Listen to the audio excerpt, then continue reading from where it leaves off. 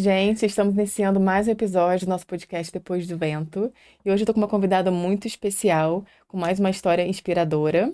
Trouxe a Priscila Soares, enfermeira. E você apresenta um pouco pra gente, Priscila, fala um pouco de você. Claro, obrigada pelo convite, Nath. Agradeço vocês, ao Estúdio Axon, pelo convite do podcast. Meu nome é Priscila Soares, né? Sou coordenadora da Perinatal aqui de Teresópolis. Sou CEO da AME, Consultoria em Saúde, e também trabalho como professora de enfermagem. E sou mãe da Ana e da Maria. Lindas, por sinal. E eu que te agradeço por ter aceito o convite, por estar aqui com a gente, por abrir uma parte da sua vida aqui pra gente, trazendo sua história de superação. E eu queria que você contasse pra gente qual foi a ventania que passou na sua vida, o que aconteceu para que você pudesse passar por um processo de superação e hoje se tornar essa mulher que você é. Sim, claro. Então, vou começar contando um pouco da minha história, né? Eu sempre idealizei uma família estruturada, né? Aquela questão de uma família, de felizes para sempre. E a partir disso, eu vim de uma família desestruturada, né? Minha mãe separou do meu pai, eu tinha 2 anos. E aí, bem novinha. E com separação, a minha mãe, como ela casou muito nova, ela acabou vivendo uma adolescência depois da separação. E o meu pai, ele foi construir outras famílias. Tenho outros 5 irmãos depois disso. É mesmo? Sim, tenho 5 irmãos. E aí, eu fiquei muito uma criança abandonada, né? Negligenciada muitas vezes. Então, eu sempre quis proteger a minha criança. Anterior. E eu sempre quis uma família. E aí eu pensava nisso em relação às minhas filhas. Você sempre teve vontade de ter uma família? Exatamente, daquele contexto familiar. Pai, mãe, os filhos, o cachorro, aquela coisa toda. Então sempre foi algo que eu busquei quando falar sobre relacionamento, né? E trazer um formato diferente do que você teve. Exatamente. Não dá para os seus filhos, para suas filhas, aquilo que você teve na sua infância. Você queria trazer uma outra realidade. Exatamente, outra perspectiva. E aí, nisso, eu comecei a namorar com o pai das minhas filhas desde a adolescência, com 15 anos. E aí, quando eu conheci ele, a gente tinha uma amizade muito antes do relacionamento, então acreditei que seria o feliz para sempre que a gente Encontrei meu príncipe encantado. Exatamente. Só que não é, a vida real ela é um pouco diferente, né? E aí depois de 16 anos casado, 16 anos juntos, 11 anos de casados e com 2 filhas, acabou que a gente estava seguindo caminhos diferentes, né? Eu buscava a questão realmente família, aquilo que eu realmente queria para minha vida, enquanto ele estava em outra fase, né? E aí eu decidi separar. Eram momentos diferentes que vocês estavam vivendo. Exatamente. A gente conheceu muito cedo. A gente tinha 15 anos quando se conheceu. Bem novinhos. Então, com 31 anos, que foi no final, quando a gente se separou realmente. E aí, depois desse tempo todo, ele entendeu que era outro momento que ele estava vivendo. E eu também entendi que também eu não conseguiria mais passar por aquele processo, né? E aí a gente tentou todas as formas possíveis até que chegou ao fim o relacionamento.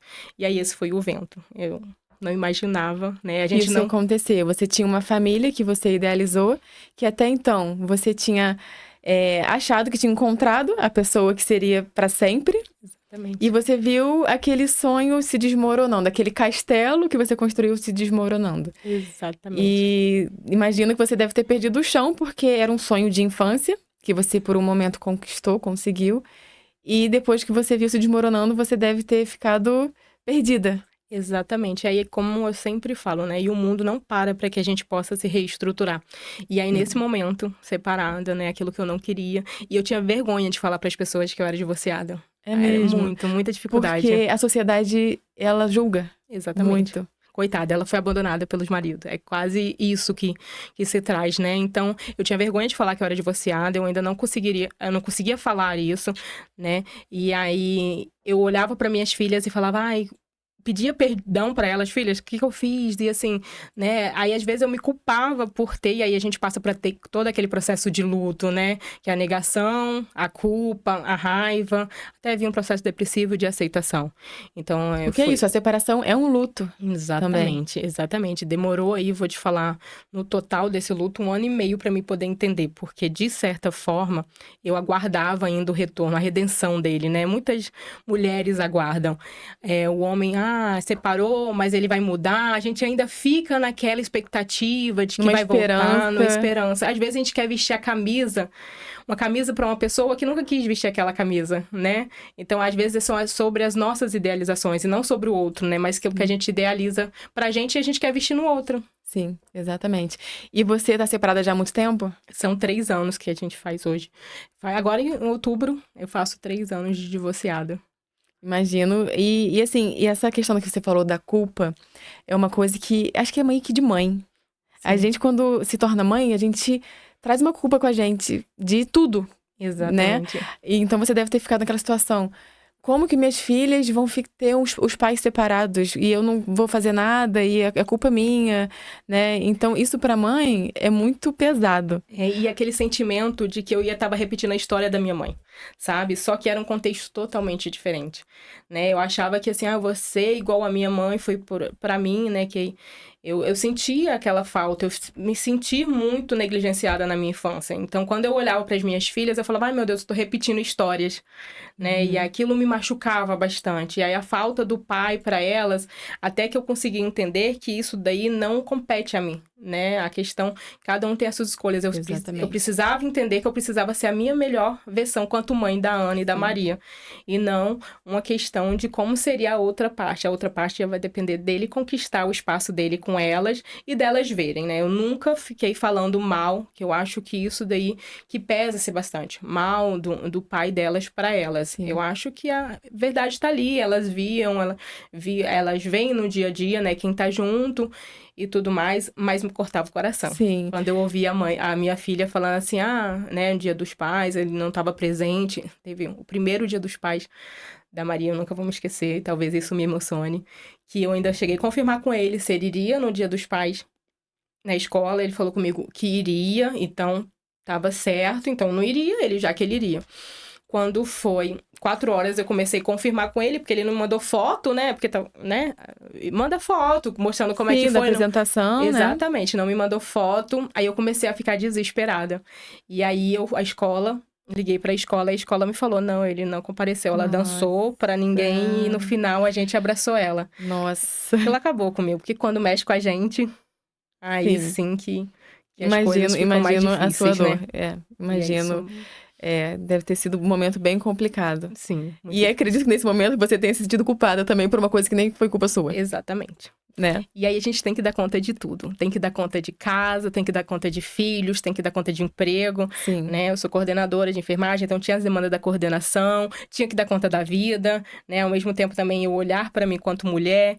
Então vinha todas essas necessidades dentro do processo, né? Mas durante então esse processo de separação, você não teve o apoio dele ali como pai. Você criou suas filhas durante esse tempo sozinha. Isso. A gente teve Ou mais solitária ali nesse processo de educação.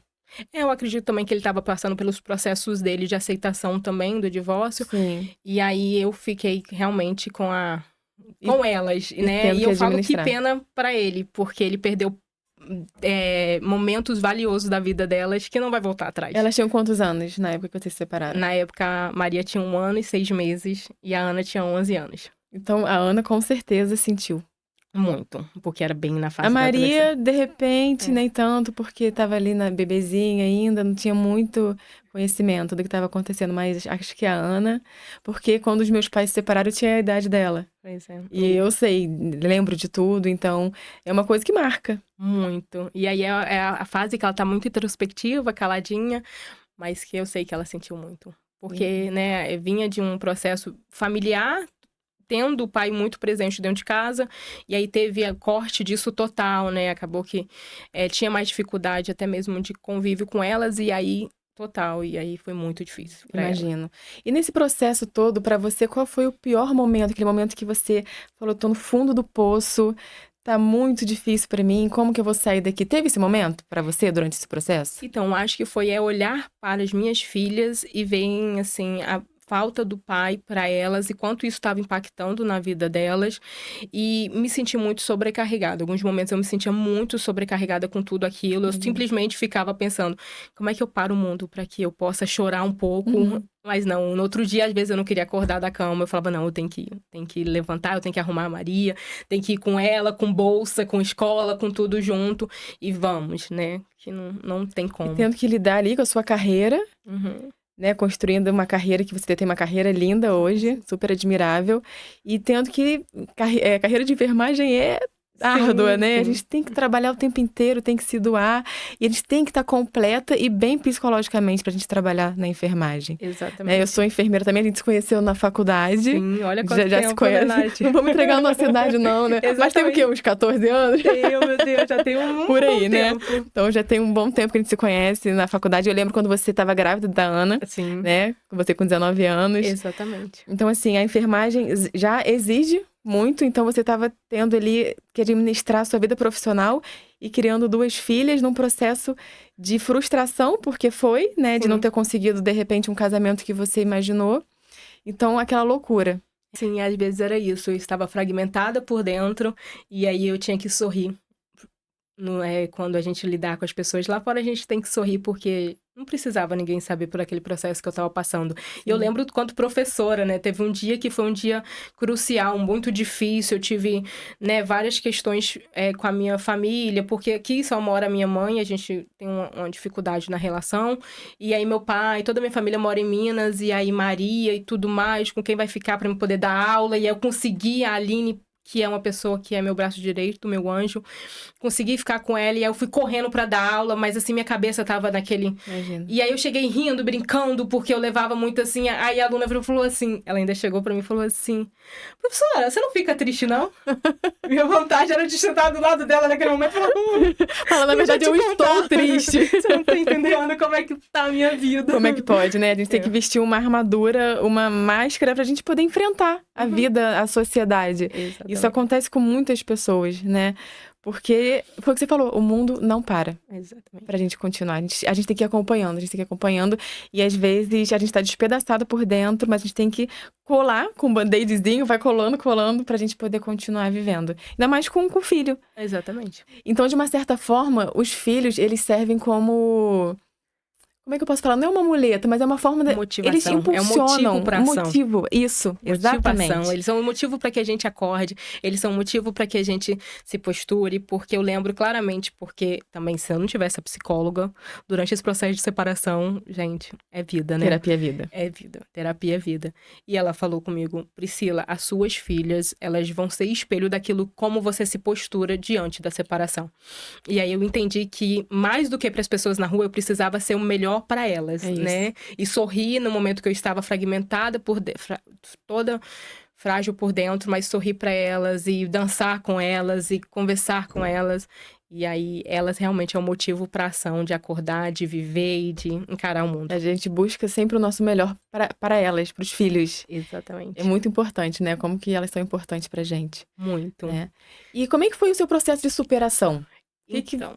Como é que foi? Como é que aconteceu? Que você viu, tô superando, superei. Como é que aconteceu isso? E aí, depois desse processo de luto, de negação, de raiva, de barganha, né? De tentativa de redenção, eu cheguei a um momento que eu entendi que não era mais, né? E aí foi quando, de uma das tentativas de reconciliação, que a gente tenta ainda, eu entendi que não era, eu sentei, conversei e falei assim, não dá mais. E era o ponto final, realmente, na história.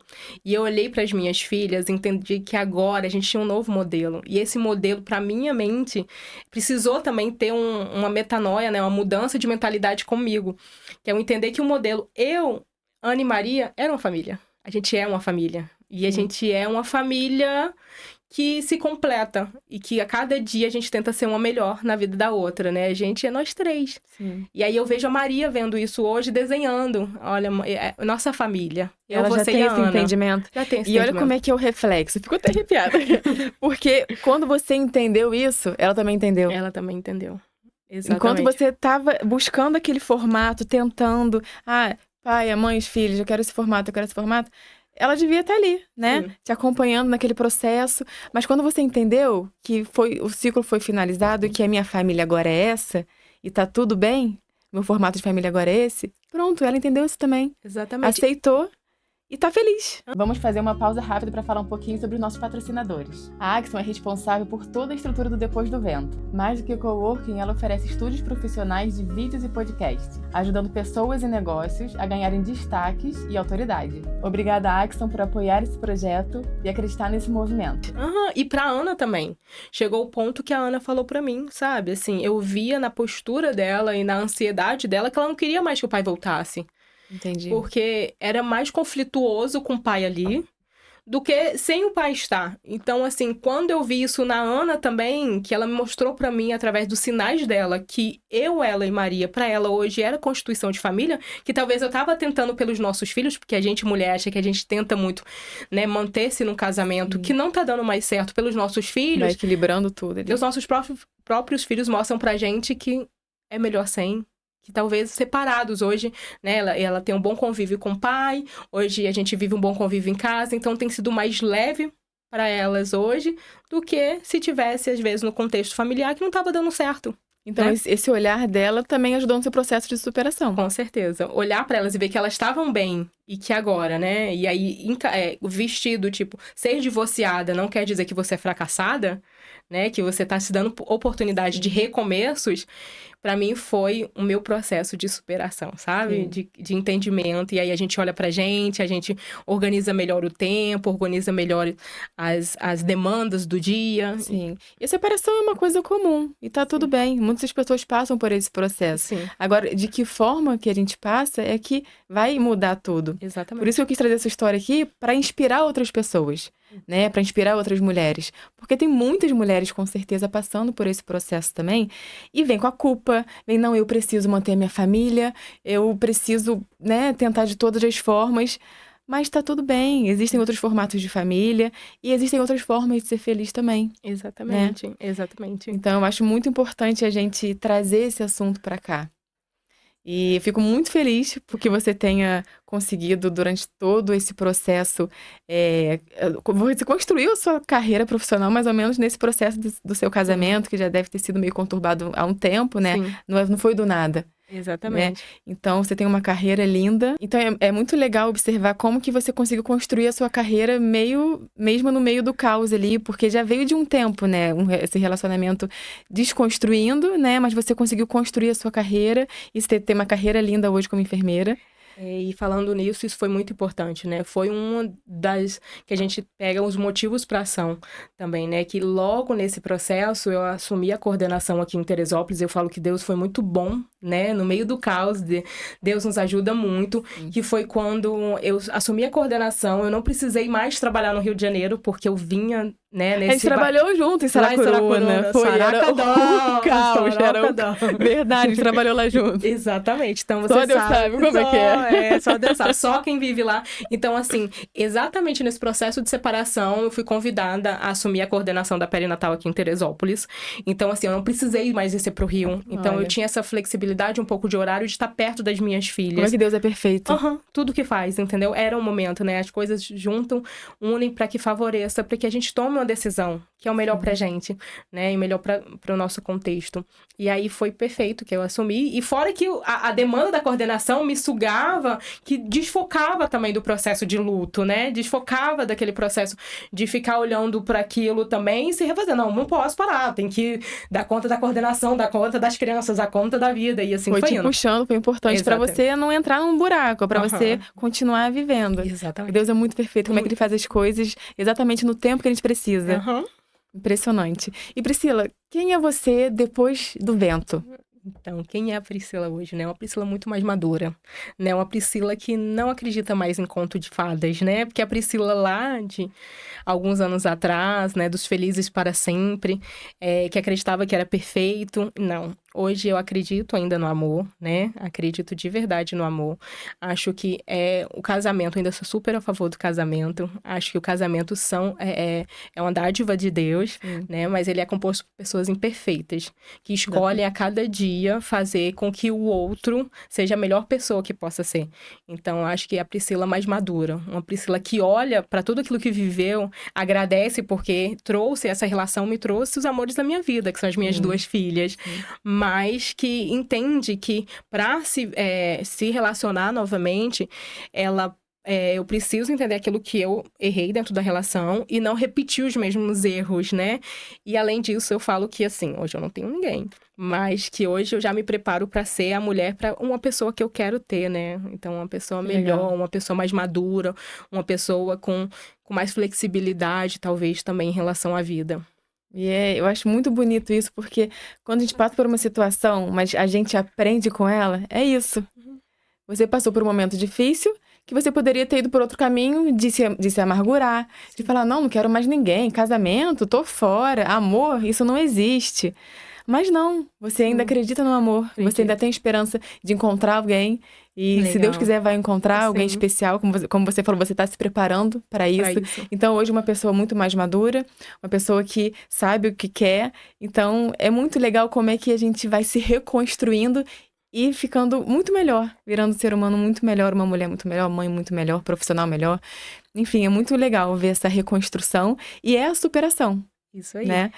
É importante falar, Nath, que nisso tudo a gente precisa olhar para as situações da vida e entender que não existe culpados, né? Sim. Existem processos, existem aquilo que a gente vive, é a vida real, né? Então não existe o vilão e a mocinha. Existe tudo aquilo que a gente passou, como é que eu olho para aquilo e como eu ressignifico aquilo. Como eu supero aquilo e como eu cresço com aquilo. O que aquilo tá me ensinando da vida? O que a vida tá me ensinando? Exatamente. É tudo sobre a gente. Então, acredito que você não tem nenhuma mágoa, nenhum rancor do seu ex-marido, né? Não é isso. Não.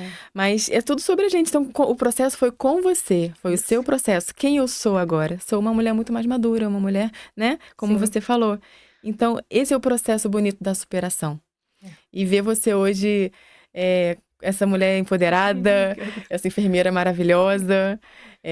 Foi um prazer ter estudado com você, ter trabalhado um pouquinho lá em Saracuru, mesmo em setores diferentes, mas a gente acabava se ajudando um pouco. Uns bebês pra mim. Eu trabalhava na maternidade, isso, né? Priscila, eu tô te mandando um bebezinho. Isso aí. Né? Te mandava umas coisinhas.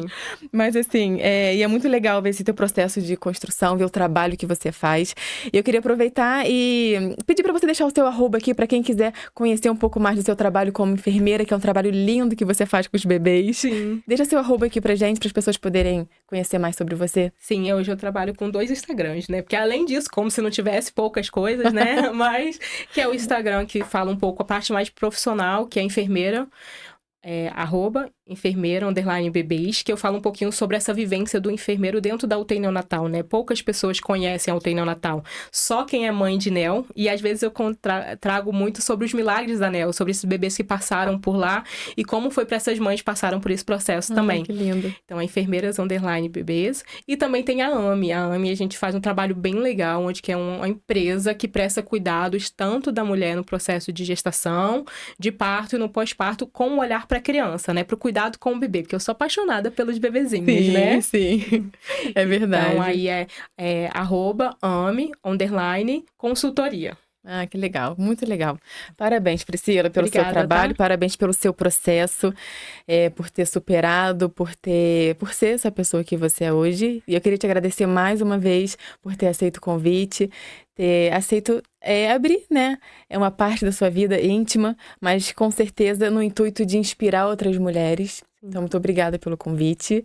E que Deus continue te abençoando as suas filhas. Amém, obrigada. E pode falar se você quiser deixar algum recado para alguém. Gostaria muito de agradecer vocês também pelo convite, agradecer a Deus, né, por ter estado comigo durante todo esse processo, as minhas filhas, que são as bases disso tudo, e incentivar as mulheres, né, as mulheres que passam por esse processo, que elas possam estar se fortalecendo a cada dia, sabe, que elas possam encontrar nelas a força que elas precisam para superar qualquer tipo de luto que elas passam na vida dela. Então, parabéns por esse projeto maravilhoso. Obrigada, muito obrigada.